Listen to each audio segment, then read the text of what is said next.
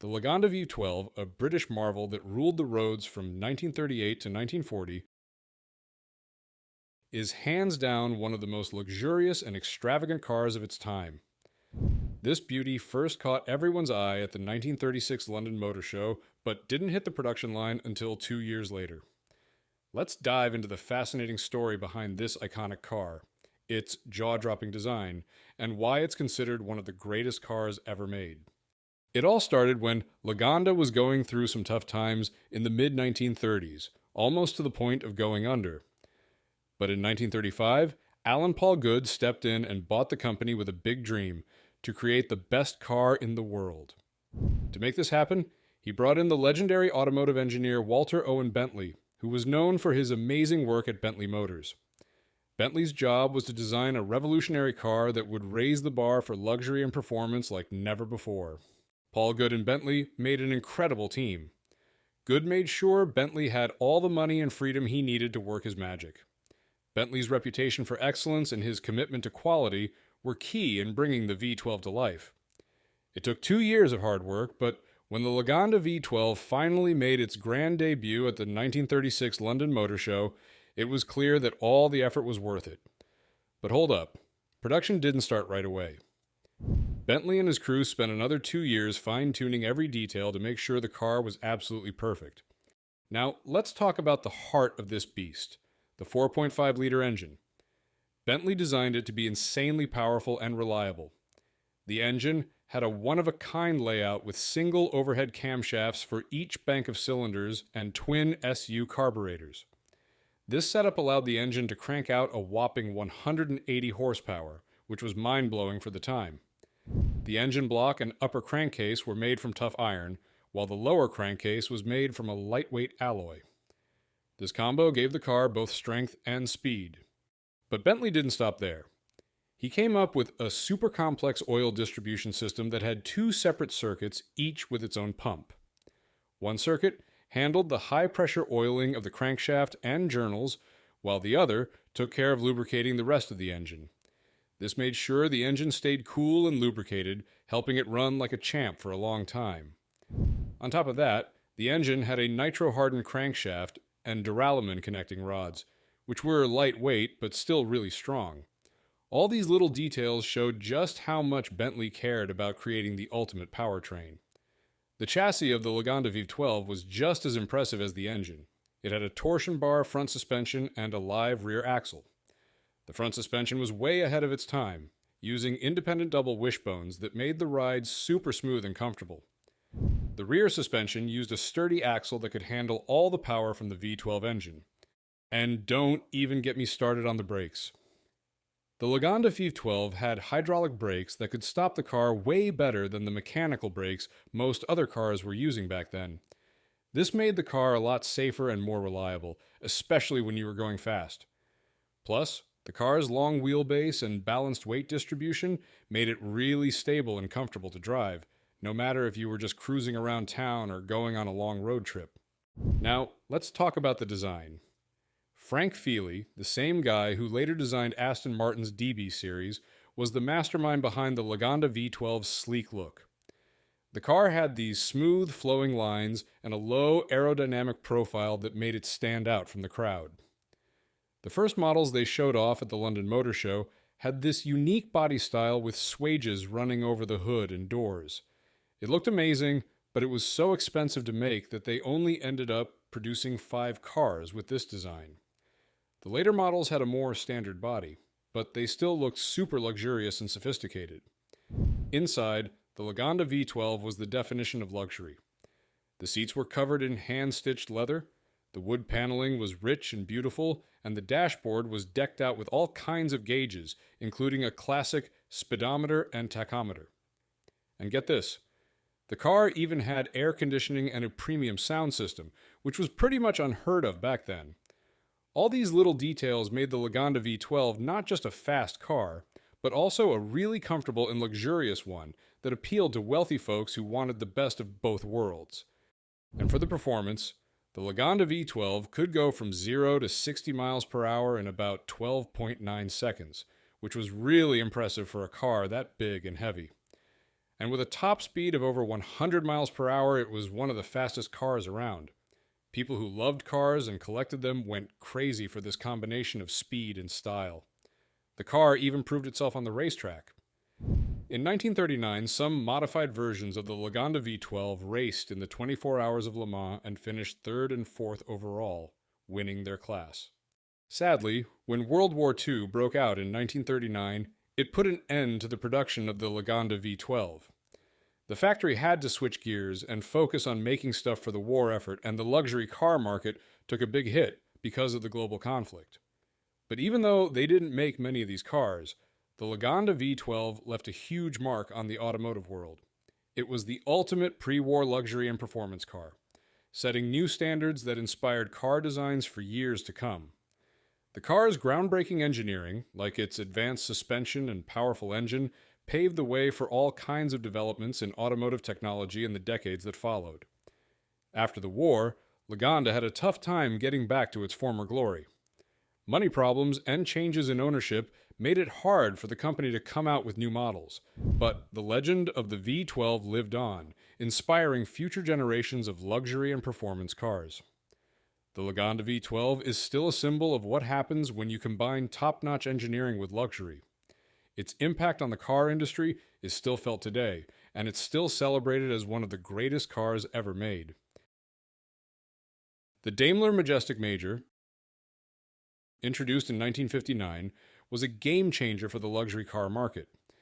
Daimler had been making fancy cars for a long time, but they needed something special to compete with other top brands like Rolls-Royce and Bentley. They wanted to create a car that showed off the best of British design and engineering.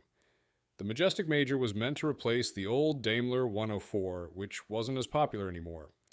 Daimler put a lot of money into new technology and design to make this car stand out. They wanted it to be the perfect mix of classy and modern, something that would appeal to the richest customers who wanted more than just a way to get around.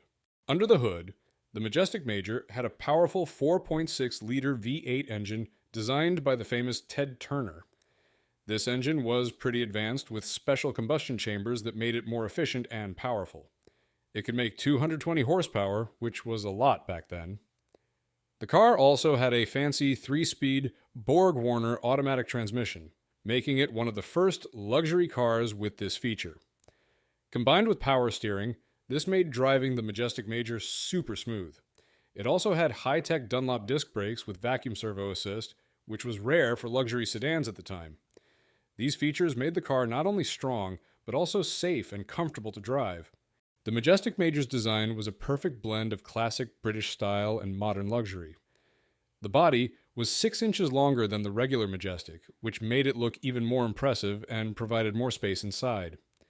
The body was made entirely of steel, giving it a solid feel, although it could still rust despite protective coatings. Inside, the Majestic Major was a work of art. The seats were covered in the best leather, and the dashboard was made of beautifully polished wood. The car was designed with passenger comfort in mind, with fold-down picnic trays and plenty of legroom. Every little detail in the interior was perfect, from the stitching on the seats to the placement of the instruments. The Majestic Major was one of the most expensive cars you could buy, costing over £3,000 at that time. This high price showed just how advanced and luxurious the car was. It was meant for the wealthiest customers who wanted the best and were willing to pay for it. Because it was so expensive and exclusive, only around 1,000 Majestic Majors were made. This limited number makes the car very valuable to collectors today. Each Majestic Major was built with the highest level of craftsmanship, ensuring that every car was one of a kind. The Majestic Major wasn't just about luxury. It also had amazing performance. The V8 engine could take the car from 0 to 60 miles per hour in just under 10 seconds, which was incredible for a car of its size and weight. The Motor Magazine even recorded a top speed of 122.3 miles per hour during their tests, proving the car's power and speed. People loved how smooth the ride was and how easy the Majestic Major was to handle. The automatic transmission and power steering made it a breeze to drive, even in city traffic. The high-tech disc brakes provided excellent stopping power, making it safer.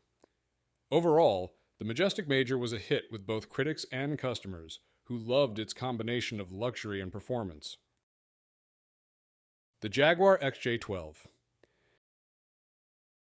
Came out in 1972, this luxury sedan was special because it had a strong engine, looked great, and had some really advanced tech for its time.